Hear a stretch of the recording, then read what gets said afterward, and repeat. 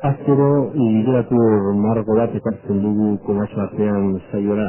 Margo ugari paratu dugu jada, gure gelan. Literatur zaleek margo hauek ikusteko parada izaten dute, edo irudikatzeko parada.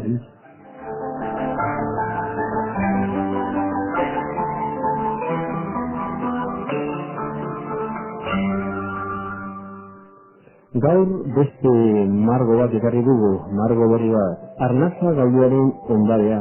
Abaziru izena margoak edo kasurako liburuak. Egileak berriz, Peio Osoteko.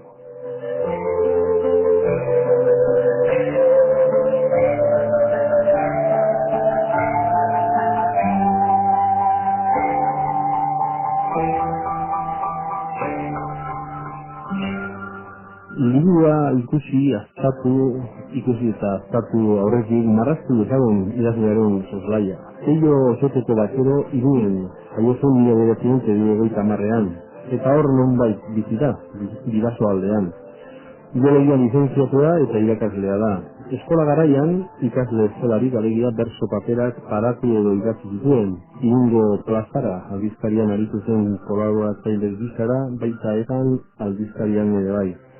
Pasaiako eta Lasarte Horiako literatur lehiaketetan saritua izan da olerkia alorrean. Horren gutxi arte bi poema liburu kaleratuak zituen. 1989an, Arandiko Begiradaren bila plazaratu zen Birmingham argitaletxearen eskutik. Eta Iria argitaletxearen eskutik berriz, Itzalaren Nabarduetan. Halaxe baitu liburu horrek izena. Bigarren edo 2001 urtean kaleratua. Gugu berriki elkar argitaletxearekin plazaratutako Arnasa galduaren ondarea bere hirugarren poema liburuaren kaletara gonbidatu dugu Peio Osoteko komatxo artean saiora. Gabon eta ongi dore, Peio. Gabon. Bueno, osatu dugu gure ohiko kuadroa edo sarrera, eta aipatu ere, hemen gure gauko nola honek hainbat eta hainbat margo dituela berarekin, hemen bipasatutako margolari edo kasurako idazleen margoa berauek, eta haiek paisaia bat islatzen dutela, osatzen dutela, guk euskal literaturaren gela edo euskal literaturaren paisaia esaten diogu. Zun nola ikusten duzu euskal literaturaren paisaia hori? Bueno, nik uste dut paisaian denetari guztien dela, eta orain artean mintzat hori positiboa da, ez? Gauza ezberdin asko ikustea. Definitzeko paisaia izan komplikatua, ez? O komplexoa gutxienez. Baina, bueno, nik uste dut horre hasi baino badagoela gazte generazio bat, generazio berria deitu daiteke, baina generazio bat badago eta horari gara fiskat sartzen edo guratua egitzen edo egin nahian. Hori da, zertzela berri batzuk emanez.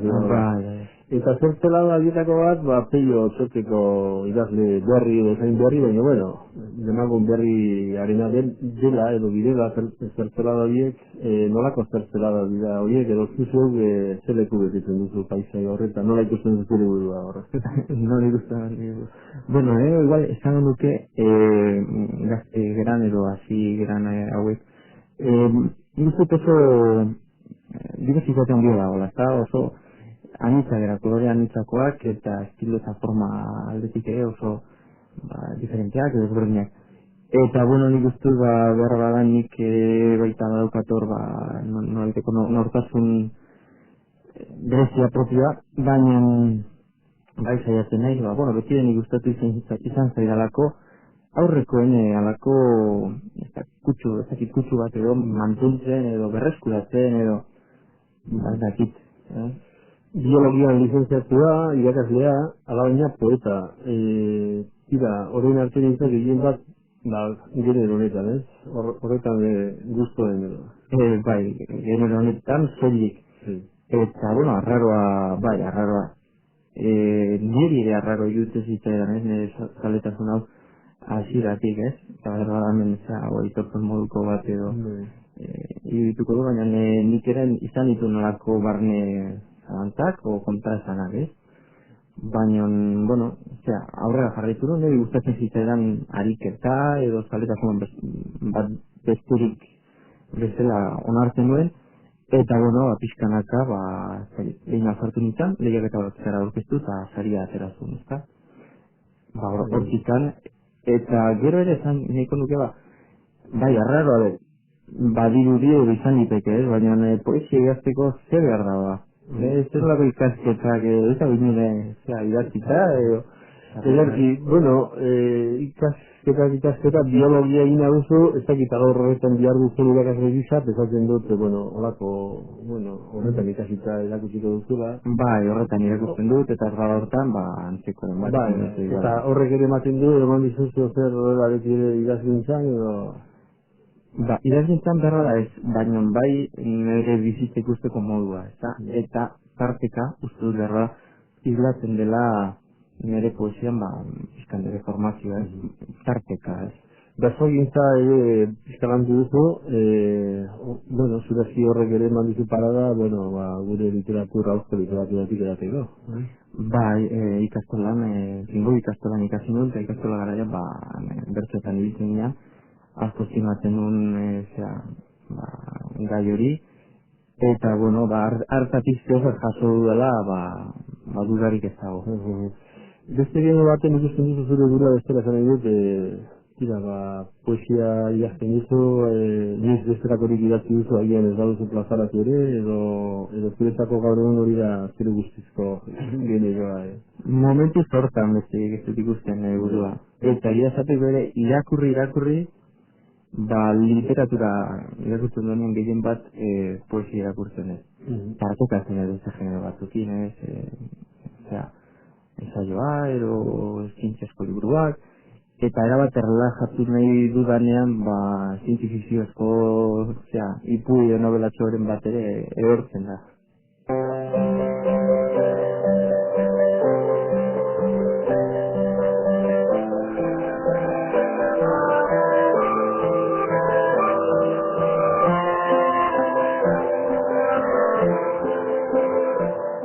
Arnaza galduaren ondarea, arazu du izena gaurko liburuak edo margoak. Eta horrekin Peio Otxoteko irundarra dugu. Agian baten bat urbilu jaigu azken unean eta hori jakin dezala bintzat. Arnaza galduaren ondarea, koka dezagun liburua, nondi nola liburu hau aurreko segidak eden, hoize bizatea, gure poesia gintzan. Bai, aurreko biliburuen segida da.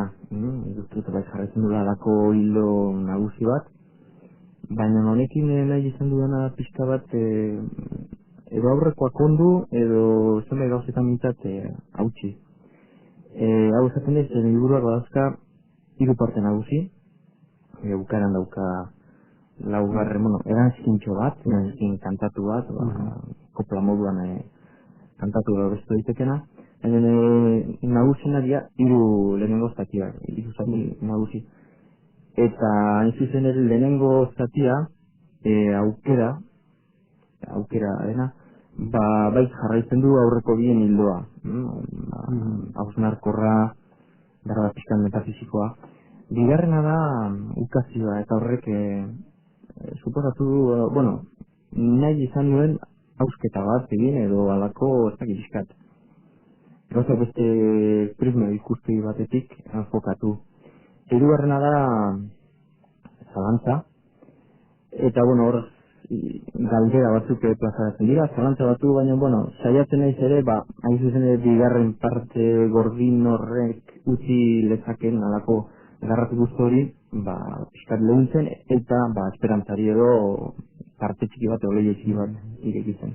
Hori, duk dezatzen dut idazleari, hori segiteko eta galduko gabe ere hori segin diguzuz eta lehen parte honetan liburua eskutan hartuta entzuleari erarazten dugu bere forman eta gazi segituko dugu interesgarria baita, zuzuk deskribatu duzun bezala Bueno, eskultura bat ematen zenuen, ez? Eta, tira, azalan badator eskultura bat, eta, bueno, zuzek, zeiguzu, edo nola begitu zaren azalaekin, bueno, beti ere gauza bada aurre ikusten denean, gero gauza bat pasaratzean, zeiguzu zer den zuzeuk. Bueno, azalan azaltzen dena da Arantzazuko frisoaren oteizaren apostolen zati batzuk, zuzen ere, 5 apostolu, eta, bueno, kontatu dugu nola izan zen, honen aukeraketa edo. Hain zuzen ere, pentsatzen nintzen liburu bukatua zegoen, eta pentsatzen nintzen zerbait arnaz galduaren ondarea, hain zuzen ere izenburu hori ondo islatuko zuena, ezta? Eta liburua konkretuki bai izakiari buruz dijoa, ez? Eta lagun batik dijo nintzen eskorrera, eta jisterakoan, bueno, ni geratu nintzen asko gustatzen zitzaidan betiranik, asko gustatzen zait eta gustatzen zitzaidan, eta gustatzen jarraituko zit asko, oteizaren eskultura hori, eta aurrez aurre geratu nintzen, eta izan zen alako agerraldi edo moduko bat, esan, kontxo, hau da arnazia galduen ondarea, apostulak hor daude gizakia, ustuak geratu dira bere izatasuna edo gizakitasun hori galduta, baina nara ere zezer dirau, orduan, ondare hor litzateke nahiz eta arnaza galdua duten, ez da? Oso dize, horrela ere izenburua edo tituloa denborri eman dugu, eta itzuliko bera, bueno, utza delako horretara, agian bukaera aldera. Seguro ere liburuak, bueno, zuzuk bere erekin aipatu duzu, baina gustatzen zaigu, bueno, barruan datozen izenak, eta kasu honetan, bueno, nagusiki Itzorrelako Felipe Juaristi, eta gero epilogorako, Juan Ramón Makuso. Bueno, niri, gustatzen ezkitazteko ja bidazki horiek, liburua, egina. Baina, bueno, ondo amituta dator, erran nahi bueno, inguruko, bueno, persona pesatzen dute Makusen duten izagutzen, Felipe Juaristi, bai, poeta bezala, idazle bezala, eta alegia ondo apaindu dizute, apaindu baino, edago hartu liburua, ez? Bai, bueno, Felipe, bueno, hasi nintzanetik poesia-munduan edo Paseiko udala kantonatzen zuen literatur lehiaketan ezaria atera ondoren, Felipe ezagutu nuen, eta, bueno, sortu zan alako harreman, laguntasunezko harremana, eta eskatu nion, ia Itzorrea ingo zian, eta bai ezkoa, bai izan zian, eta, bueno, bai esateko nire oso karrera Itzorre bikaina, oso polita inik, eta harro nago, eta berriz ere, esan duen, berriz ere eskarrak ematen dizio. Eta Juan Ramón Makusuena, ustekabeko filosofotzat hartzen bai zaitu, eta tira, bere filogoaren izenburuan. Bai, berez filosofia irakasle da, eta herri honetan gauza askotan gertatzen den bezala, afari batean, besterik gabe, antxe geuden, ez zen baina juntatu ginen, eta literatura buruz hizketan hasi, eta bere ere zaletua, eta literatura, eta gero ere baita zenbait ukitu filosofikoak, eta beste hizketan hasi, eta bion artean ere, harremana sortu zen, laguntasuna, tarteka eta ikusten dugu, tarteka bat hartu, eta zenbait gauza itzegin, aztertu, elkarraldatu, eta, bueno, liburua pasanion aurtengo, bueno, pasadan egurritan, eta, gogoz irakurriko da, eta beste, irakurri zuen guztatu zitzaidan, eta esan zean, kuntxo, begizu ze, nahi gabean sortu zaitalako, foliki bat, eta pasako zuta, eta, bueno, baiet, eta gero, eran zinean, liburuari. Bueno, hori zera helazia gure entzuleari, eta beti ere irakurle bilaka dadin. Ez dut utzi nahi, ez eta momentu batean bukatuko du atalau, ez dut utzi nahi, beti ere atalez atal, eta lehen da bizikoan datorren, sarrera, bat baino gehiago dago, baina titularekin batera horrela dio, edo horrela paratu duzu ez. Oraindik galdua izan gabe harima erresumindua duten guztiei. Horreia gaztiratzen dugu alako, ia azalean aipatutako hori, ez? Oraindik badagoela berreskuratzea une batez herrientzako batzuk hasitakoa edo, ez? Eta beti ere, nahiz eta harimo izan pizkasutan, esperantzako mezu bat edo, ez? Bai, berbada, oso fokalizatuta dago eskaintza oso baten bati horrela? guztioi eta baita neure buruari ere. Eta batez ere bigarren partea, liburuen bigarren partea kontutan hartuta, ukazioa ez. Alakoa, nik uste eta zerraldi batetan sortutako parte izan zen, eta, bueno, zerraldi hori ere eskaintzan nahi nuen agertu, baina nola berean, haizu dena konpondu daiteke, edo konpunteko alegin egin behar dugu, eta pixkat esperantzari ateak ireki. Aukera talarekin batera, pasarte bat edo aizu bat, Nikos Kazantzakiz, zena. Kristoen azken tentaldia, horixe, zer da bere liburu baten izena. Liburu. Zeruko atea eta infernukoa bata bestearen aldamenekoak eta bertsuak dira, horrela dio. Horregia pixkate idazten nahi du atezuan, ez, datorrenaren gainean edo. Bai, aukera izenburu nagusi horrekin, esplikatzeko nik uste dut esaldi majoa politia izan, eta aukeratu nuen. Ukazioan berriz, hau bai dela zaila aipatzea ezagita alemana arraute den, Erwin ez gustatzen eta da moduz inoiz arekin harremana eduki izana. Hor, lehen aipatu duzen noraiteko ausketa hori bilatzen duzu, ez? Bai, eta bueno, kuriosoa, pentsatuta dago, hiru aipu egiten ditut, hiru parte bakoitzean, bata idazle batena, eta Kazantzakiz, bigarrena Rodinger, zientzilari batena, hirugarrena musikalari batena, John Lennonena. Baina bigarren hau, kuriosoa aukeratu nuen, baina zuzen ere Rodinger mekanika kuantikoaren aita deituriko bat zan, bera sortu zuen teoria. Eta hain zuzen ere, bera esaten du teoria horri buruz, nola behit gustatzen du, ez zailo gustatzen, eta beratik ez zailo gustatzen, eta da moduz inoiz arekin zerbait harreman eduki izanaz. Aurreatu diguzu zalantzan, John Lennon paratu duzula, eta ezer ez da erreala, horrela idatziko zen beraz, horrela ikusita berrogei urterekin joan beste alde hortara, izugarria, horrela ikusita, bestiok aurrera egin dugulako eta horrela ikusten dugula, zein gazteatzen, baina ez duek ere txizkate, zartzagoa egin gaderako, baina tira, ezer ez da erreala, ez da ikusia, aitua gera. Bai, zalantza, zalantza ez da zer erreala, erreala bai, baina errealak aurpegi asko ditu, zer da erreala, hori ere, zalantza handia da, horregatik.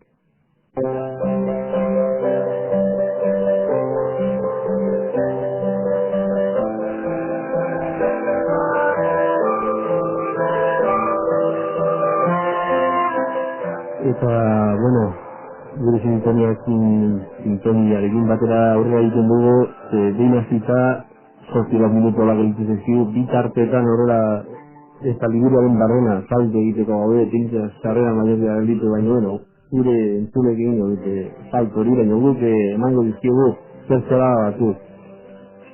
Ez da, gira, esan diguzu, baina zeri erantzuten dio liburuak, ez? Arnaza galduaren ondarea liburuak, ez? Hola, labur beltzea baldin badakazu, ez?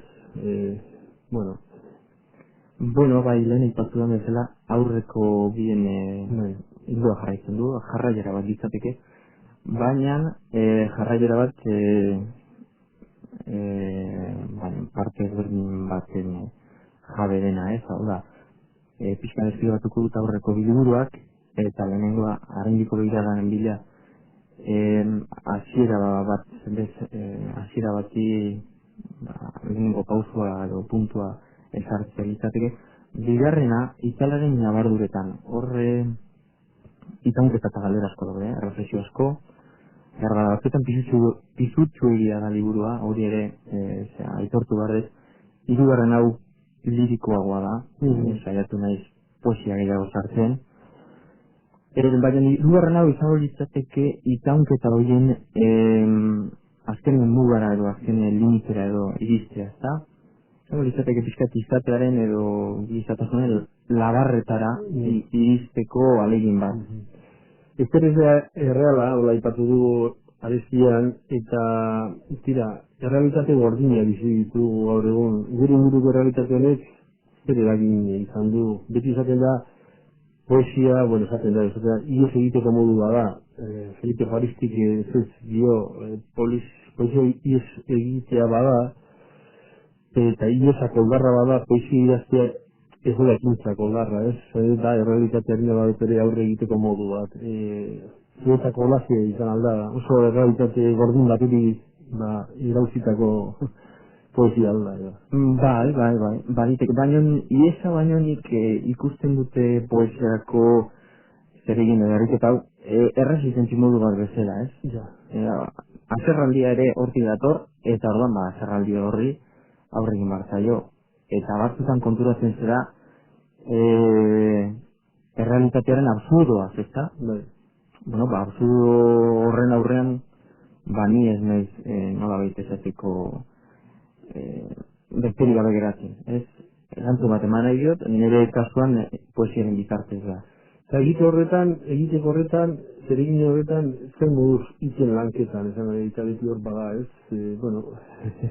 Lan bat, lanketa hitzak dionez, zer moduz sentidu zara, edo zer moduz ari zaren jaman ezkero, irugarren, poesia liburu eta bere horretan, tira hor, hemen daude hitzak, eta bere horretan espazio txuri asko dago, baina bakoitza arlautza da, eta ez pizuagatik, baina tira, bere esanagatik, Bai, saiatzen naiz hitz egiteko pisu ematen, garrantzia eta bere indarra ez, eta zaila da, kontzeptuetan ez dut honekin esan nahi, poesia guztiak oso komplikatuak, kopiziko direk, baina batzutan saiatzen naiz halako aztakit, kontzeptu edo konzeptualizazio batetara iristen, eta orduan itzen bilaketa jakina, zaila da. Eta horretan, badago lana eta pixkate esfortzua, horren bila aritzen. Itze eta musika, jo lehen hortan zekatzen duzu, Van Morrison bat ere bai, eta beste eren artean ere, Markusok esaten duen bezala, jakinduriaren nahia edo gura duzu, eta horre ageri dira, zure guztizko edo zure guztoko idazlea, direla zientzialaria, biologoazaren aldetik, edo dena delako alegia iturri ezberdinak, eta joriak ere badituzela, pero tartean ere musikarena, eta horregatik ez dugutiko alde batera aipatu gabe, aipatu dugun arren, baina erazkin kantatua, musikak ere badut eko bat zure poeta batentzat, muntzeskoa. Bai, funtzean nik uste zera, poesia musika da. Beste gauza asko ere, baina musika behar du izan. Musika nunbaitetik azaldu behar da. Batez ere itzen joskera, hori da garrantzitsuna. Baina, bestetan ere, esplizituki aipatzen dut, eta oso ondo esan duzu, horma batean, Van Morrisonen abesti batera aipatzen dut, konkretuki Precious Time. Abesti oso abesti, matxoso da, mugitua. Beste gabe, abesti hori intuten sortu zitelarako poema hori. Zane gabe, sartu nun abestiaren izena, eta bar. Eta, eta arian galdu gabe, kein ekarri nahi dutola izpide poema dematu da beste, baina aldez aurretik esan az, agian Markusoren barrena nire filosofia bidea aurkitu duzun poeta zarela edo nire aldera bezala paratuko nizuke ez. Bizitzari eta maitasuna denbora ipagai dituzu horrela izaten dira beti, poesiak edo poetek. Bai, erantzunik baute daude galdera hauentzat galdetuko nizuke, baina esan diguzu, gaztigatu diguzu edo, haien irakurleak behar duela, behar dituela bilatu ez, erantzuna. Bai, bilatu behar ditu eta hala behar ditzen, ez? Gaiei buruz, nahiko gai, nolait esateko unibertsalak dira, mendebaldeko poesian eta poeten artean, eriotzan, maitasuna. Eta denbora, batez ere denbora oso garrantzitsua da. Eta gero, izan bestea... aldean eta galdera eta erantzun horretan... Galdera batzuk gogorra dira, eta erantzuna irakurria bidatu garu. Aipatu ditu bizitzeriotza eta aurreko liburuetan jainko aipatu da, zuziok jainkoari referentzia egirik ez duzu egiten, ez dakazu, zure modu propioa da, zeurezke izango duzu jainko delako horrekiko harremana, ez? Bintzat ez duzu zure burua gehiagi, Hola, ez dut esateko nuen, baina, bueno, arekikoan eta, loian ezartzen, Liburu enten ez duteke hainbeste aipatu, osotasuna edo jankoaren hitza ez. Behar da poema bakar batean, eta hain zuzen ere, esan negaz noa, irreverente ditu dezake aipatzen dena, esan negaz manegare hori egitea, ez da, alderantziz. Jartzen dut pixka bat badago poema bat eskintza bat, eta esaten dut, eskintza edo, kontzientzia aztundu nahi duena, eta esaten du hor, jainkoaren putatzen sentitzen den horrorentzat. Eta, nire, pentsatzen den, irredentzizan zitekena, baina, gero, oso kurioso izan du da, ez izan ere, apaizaran lagun bat badaukat, eta bera esaten zian, ez du haikizu, esaten den, ez nuen nahi honekin inerrozen ditu, ez izan ere, hau da pixkan norbera pentsatu arrasteko. Eta eta gainera, gire hau zango dizut, esan zian berak, Jeremiakoa da, ez dakit Jeremia, Elias, Jeremiakoa, hau Biblia ere, antzeko, esaldi bat azatzen eta ordan nire sorpresa, arra handiago izan zen. Beste aldeko labarra izena du, poema horreik. Beste bat ere bada, erantzuna, eta tira, horiek saiatuko gara gero, beste baten ahotzean eta hola helarazten. Artean aipatu nahi nuke, erantzuna delakortan, aipatzen bai duzu, egiten duzulako joku bat, Adan sortu zitzaigun azkenik ondorio izateko nada. Eta hori egiten duzu joku bat, eta horrengoan erantzuna, bigarren partean ere, gaur egun dena da denea. Eta dira, horiek horrela, da irakurtzean Mikel Lazaren poema liburua etorri zaite gogora arek nada eta dana aipatu nahi zuen. Eta, izen izkatizti egarri. Bai, hiru poema jarraien dira, bata da galderak, urrengo poema da erantzuna bat, eta urrengo erantzuna bi. Erantzuna bat poemaren bukaeran, aipatzen dut horrezaten zuna, Adan sortu zitzaigun izateko nada, eta erreferentzia egiten du Mikel Lazaren dana eta nada, bera ere joku ura egin zen, nik ez nuen berdin egin nahi, eta antzeko egin dut. Adan hasia dut, bukaera nada. Eta ere, bigarrena da, modu ironikoan kritika bat, zientziaren arrotik, natorren arren, gehiagizko erredukzionismo bat sufritzen adiren gizarte oneri ez, eta dena erreduzitu daiteke, eta gaur egun jaiko bihurtu da zientzia eta biologia molekularra eta DNA. Eta da, kritika da, dena da, DNA, baina berez poeman ironikoki kontrakoa esaten ari nahi. Poesia hartutzat gotzen duzu, eta absurduari aurre egiteko ekintza bezala hartutzen duzu, absurduari resistentzia, eta hasieran esan dut bueltatuko ginela, eta honekin bukatuko dugu gure sobazaldia, absurdua ere utxarekin lortzen duzula, ez dakite horretan ere utxaren zera horretan koteizta lagun izan duzu. Dudari gabe. Dena den, utx hori ez du, batzutan igual bai erabiltzen dut pixkat absurdua, edo esterezaren sinonimotzat o elbidetzat, ez? Baina ez, utxa ez da bat ere negatibua, utxa gainera sortzeko balio du, sorgarria da, eta utxetik azten da, eta utxean bukatzen da ere, baina utxa sortzeko espazioa. Utxari gadoz legoke ez materialik, eta ez da poesio enten lekurik ere, ez da? Oso hitz egokiak nik uste guri lehen da iziko parte honi bukaera emateko, eta, bukaera hitzari emateko, tartean kantu bat izan, entzun nien gaitugu zer ekarri guzotegia. Ekarri dut Peter Gabrielen abesti bat,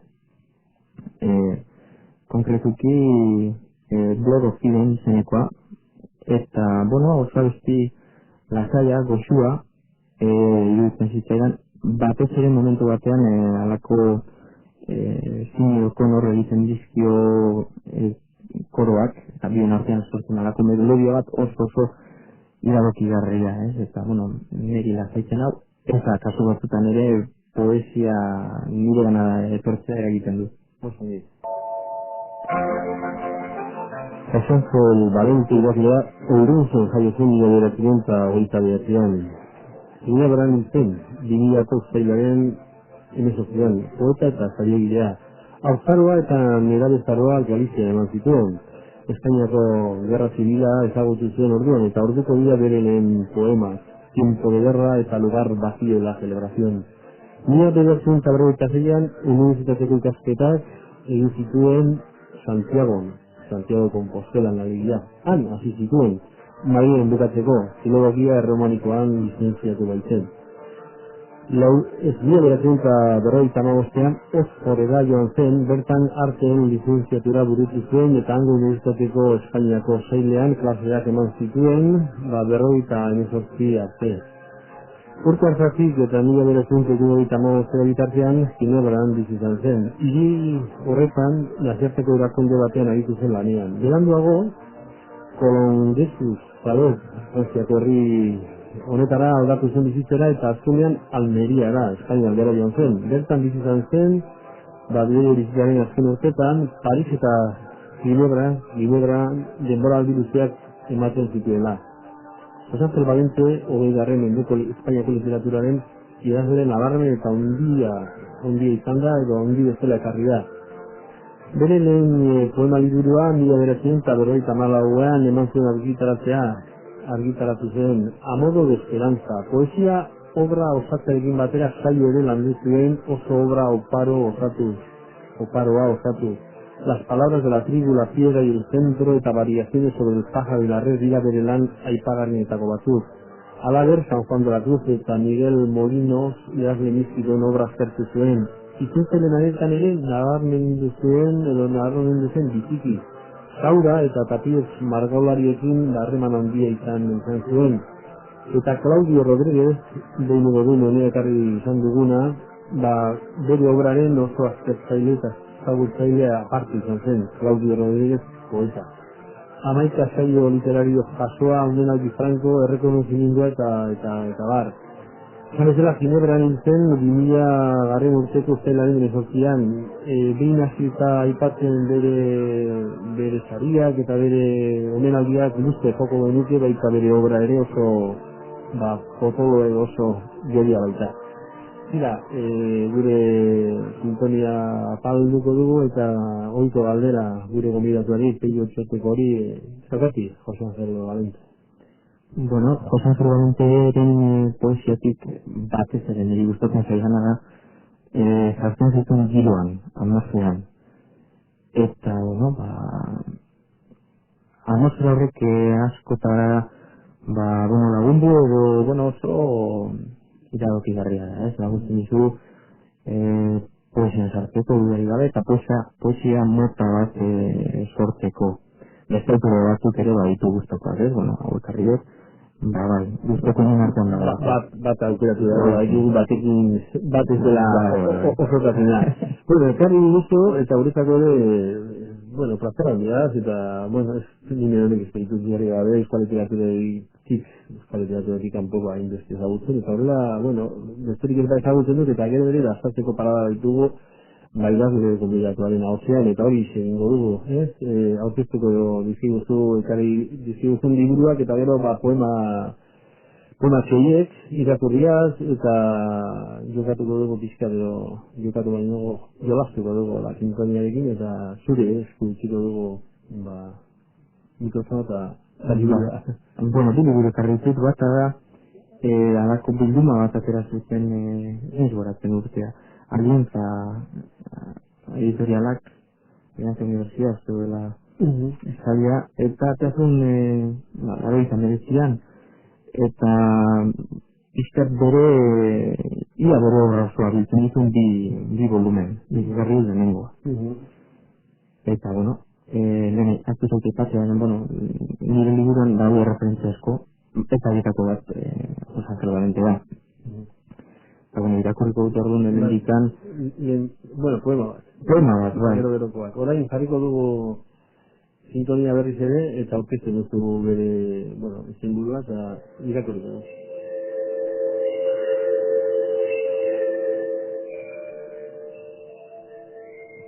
Serán cenizas. cruza un desierto y su secreta desolación sin nombre. El corazón tiene la sequedad de la piedra y los estallidos nocturnos de su materia o de su nada. Hay una luz remota, sin embargo, y sé que no estoy solo. Aunque después de tanto y tanto no haya ni un solo pensamiento capaz contra la muerte, no estoy solo. Toco esta mano aquí, que comparte mi vida, y en ella me confirmo y siento cuanto amo. Lo levanto hacia el cielo y aunque sea ceniza lo proclamo. Ceniza. Aunque sea ceniza cuanto tengo hasta ahora, cuanto se me ha tendido a modo de esperanza.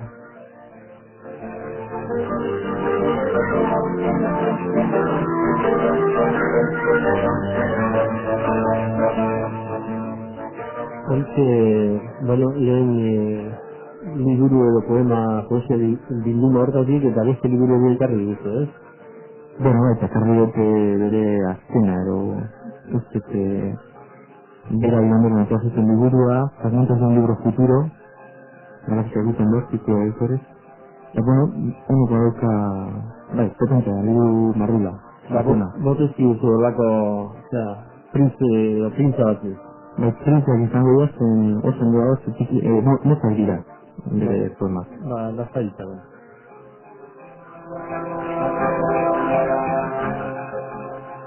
Este sueño que acabo de soñar y en cuyo tenue borde que hiciste no visible, limita con la nada.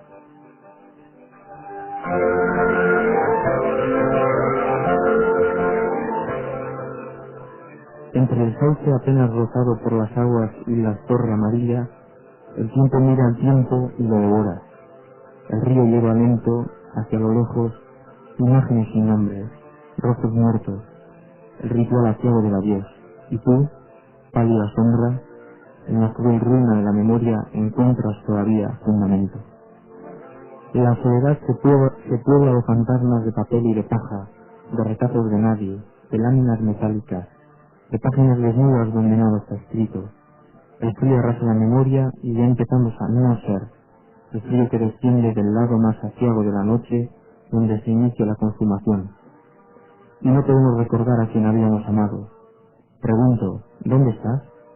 Pero ni siquiera yo mismo sabría quién puede responder. Llamo a todas las puertas. La única que se abre es la sola que no conoce el perdón.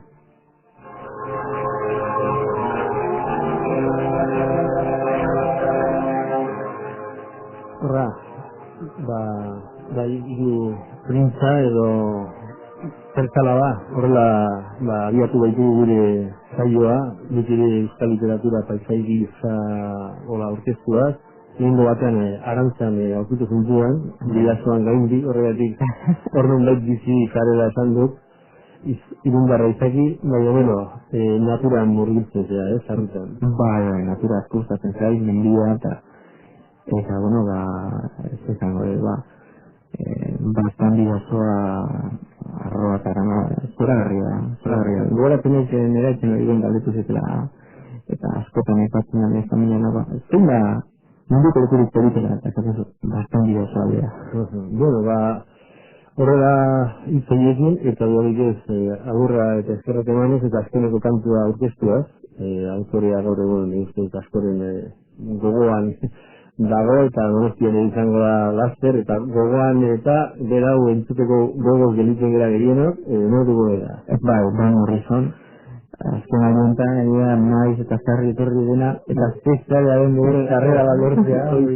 Bueno, zer jarriko dugu ustut azkenetako diskaren abesti bat, When the Leaves Come Falling Down, ospaz erotzen direnean, erotzen direnean. Eta bueno, oso abesti polita eta lasaia da, hau da azkena gogorak hartzen diguna. Eskerrik asko, segi horrela, eta du arte eta beti ere, zure zain, eskerrik asko. Eskerrik asko zui.